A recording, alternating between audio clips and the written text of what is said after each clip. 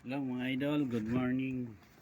Share ko lang sa inyo, tayo magluluto ng sinigang na talakito. Kaya ingredients: sibuyas, bawang, luya, tapos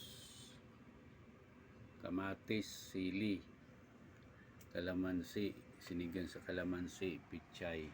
Tapos ito po ang talakito, laman mga idol. Sige, gisa na natin. Ayan, nagisa na natin yung sibuyas, bawang, luya. Ayan na yung kamatis.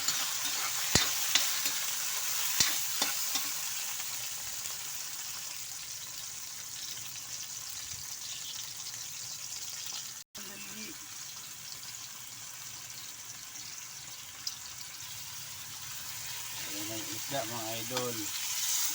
Putuin muna natin unti. Ayan mga idol, ilagay na natin pichay. Ngayon ilagay na natin yung kalamansi. Pampasarap. Pag kayo magluto ng sinigang mga idol, subukan nyo magluto ng kinalamansian. Hanggang dito na lang. God bless you all. Bye bye. Kain na na. Ito na po yan mga idol.